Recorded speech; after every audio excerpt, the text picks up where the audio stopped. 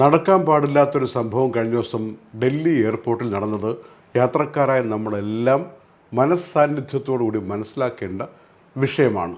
ഒന്നൊരു spice ജെറ്റിൻ്റെ check in കഴിഞ്ഞിട്ട് security ചെക്കിന് വേണ്ടി ഒരു കുടുംബം, കൈക്കുഞ്ഞുണ്ട്, ഇപ്പോൾ സ്ട്രോളർ ഉണ്ട്, ആ കുടുംബം അങ്ങനെ സെക്യൂരിറ്റി ചെക്കിങ്ങിലേക്ക് പോകുമ്പോൾ ആ ലൈനിലേക്ക് മറ്റൊരു വിമാനത്തിൻ്റെ എയർ ഇന്ത്യ എക്സ്പ്രസിൻ്റെ ഒരു പൈലറ്റ് വന്ന് കയറുകയാണ്.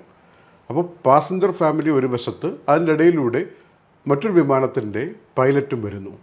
പൈലറ്റ് വന്നിട്ട് അങ്ങോട്ട് മാറാൻ പറയുമ്പോൾ ഈ യാത്രക്കാരൻ മാറിക്കൊടുക്കുന്നില്ല. കാരണം കുഞ്ഞുണ്ട്. അദ്ദേഹം മാറിക്കൊടുക്കാതെ എന്തിനാണ് നിങ്ങൾ ക്യൂ മുറിച്ച് കിടക്കുന്നത് എന്ന് ചോദിച്ചപ്പോൾ വിവരദോഷി എന്ന് വിളിച്ചു പൈലറ്റ് യാത്രക്കാരനെ. തമ്മിൽ വാക്കുതർക്കമായി അവസാന രംഗം കാണുന്നത് പൈലറ്റ് യാത്രക്കാരനെ ഇടിച്ചു നിരത്തി തറയിലിട്ടു. പിന്നെ കേസായി, വഴക്കായി, കംപ്ലൈൻറ്റ് കൊടുത്തു, വീഡിയോ ചിത്രങ്ങളോ കിട്ടി. ഏതായാലും സോഷ്യൽ മീഡിയയിൽ ഇദ്ദേഹം ഇടികൊണ്ട് കിടക്കുന്നതിൻ്റെയും അദ്ദേഹത്തിൻ്റെ പരാതിയുടെയും ചിത്രങ്ങൾ, വിഷ്വലൊക്കെ വൈറലാണ്. തുടർന്ന് എന്ത് സംഭവിച്ചെന്ന് വെച്ചാൽ എയർ ഇന്ത്യ എക്സ്പ്രസ് ഈ പൈലറ്റിനെ ഇപ്പോൾ സസ്പെൻഡ് ചെയ്തിരിക്കുകയാണ്. അന്വേഷണം നടക്കുകയാണ്. ഡ്യൂട്ടിക്ക് പോകുന്ന യാത്രയായിരുന്നില്ല.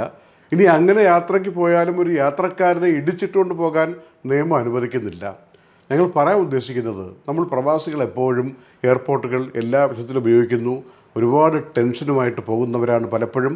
ഒരു കാര്യം ശ്രദ്ധിക്കണം, എന്തൊക്കെ പ്രകോപനം ഉണ്ടായാലും വെള്ള കടലാസ് എടുത്തിട്ട് എഴുതി കൊടുക്കാൻ ആ ഒരു ശ്രമം നടത്താതെ കണ്ട് ശാരീരികമായ ആക്രമണത്തിലേക്ക് പോകുന്നൊരു സാഹചര്യം ഉണ്ടാകരുത്. അത് പൈലറ്റാണെങ്കിലും പാമരനാണെങ്കിലും പ്രവാസിയാണെങ്കിലും വിവരമുള്ളവനാണെങ്കിലും ഇല്ലാത്തവനാണെങ്കിലും ധനികനാണെങ്കിലും ഒക്കെ ശ്രദ്ധിക്കേണ്ട ഒരു വിഷയമാണ്. അവിടെ വെച്ചൊരു കയ്യാങ്കളിയിലേക്ക് പോയാൽ അത് പ്രശ്നം വേറെയായിട്ട് മാറും. യാത്ര തന്നെ ആജീവനാന്തം ബാൻ ചെയ്യപ്പെടുന്ന സാഹചര്യം വരെ ഉണ്ടാകാൻ സാധ്യതയുള്ള നിയമ സംവിധാനമുള്ള പ്രദേശങ്ങൾ ഭൂമിയിലുണ്ട് എന്ന് മനസ്സിലാക്കിക്കൊണ്ട് ഒരല്പം സമചിത്തത പാലിക്കണം. മഴ ഇന്നലെ കൊണ്ട് കഴിഞ്ഞില്ല. ഇന്ന് അധികം വാർത്തകളിൽ വന്നിട്ടില്ലെങ്കിലും ഇന്ന് രാവിലെ ഷാർജയിലൊക്കെ ശക്തമായ മഴ വെളുപ്പാങ്കാലം തന്നെ കിട്ടി. മാത്രമല്ല നോർത്തേൺ എമിറേറ്റുകളിൽ റാസഖൈമയിലൊക്കെ നല്ല മഴ പല ഭാഗങ്ങളിൽ, പ്രത്യേകിച്ച് കുന്നിൻ ചെരുവുകളിൽ നല്ല മഴ കിട്ടി. വാദികൾ നിറഞ്ഞ് കവിഞ്ഞൊഴുകുന്നതിൻ്റെ ചിത്രങ്ങൾ ഇന്നും വന്നു. നാളത്തെ കാര്യം, ഡിസംബർ 21 കാര്യം ഇപ്പോൾ കാലാവസ്ഥാ നിരീക്ഷണ കേന്ദ്രം പറയുന്നത് എങ്ങനെയാണ്? സാമാന്യം ഭേദപ്പെട്ട കാറ്റുണ്ടാകും. അറേബ്യൻ ഗൾഫ് മേഖല, നമ്മുടെ കടൽ പ്രക്ഷുബ്ധമായിരിക്കും. മഴ പെയ്യുന്നെങ്കിൽ തന്നെ നനുനനുത്ത ചെറുമഴയായിരിക്കും എന്ന കാര്യം സൂചിപ്പിച്ചിട്ടുണ്ട്. കഴിഞ്ഞ ദിവസത്തെ പോലെ വലിയ മഴ പെയ്യും എന്നൊന്നും പറഞ്ഞിട്ടില്ല. അവരവർ ഓരോരുത്തർ അതനുസരിച്ചുള്ള രൂപത്തിൽ നോക്കിക്കൊള്ളുക. അറബി മാസം റജബ് എന്ന മാസം ഇതാ പിറന്നിരിക്കുന്നതിൻ്റെ ചന്ദ്രക്കല വന്നിരിക്കുന്നു. നാളെ ഡിസംബർ 21 റജബ് മാസത്തിൻ്റെ 1-ാം തീയതിയാണ്. റജബ് കഴിഞ്ഞാൽ ഷഹബാൻ, അത് കഴിഞ്ഞാൽ പിന്നെ റമദാനായി. അപ്പോൾ റജബോട് കൂടി തന്നെ ആളുകൾ വിശ്വാസത്തിൻ്റെ ദീപ്തിയിലേക്ക് പോകുന്ന ഒരു ഘട്ടം കൂടി ആയതുകൊണ്ട് റജബ് 1 ഞായറാഴ്ചയാണ് എന്നുള്ള കാര്യം ഇവിടെ സൂചിപ്പിച്ചതാണ്.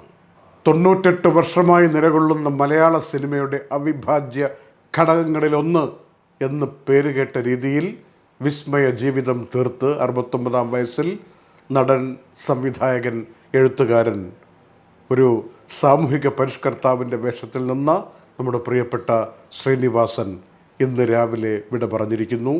ആ ദുഃഖത്തിൽ ഞങ്ങളും പങ്കുചേരുകയാണ്.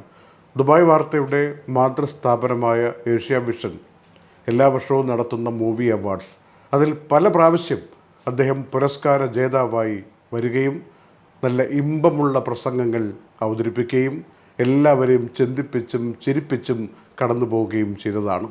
ആ കുടുംബത്തിന് മാത്രമല്ല സമൂഹത്തിനൊട്ടാകെ ഉണ്ടായിരിക്കുന്ന മൗലികമായ ഈ നഷ്ടത്തിൽ ഞങ്ങളും അനുശോചനം അറിയിക്കുന്നു.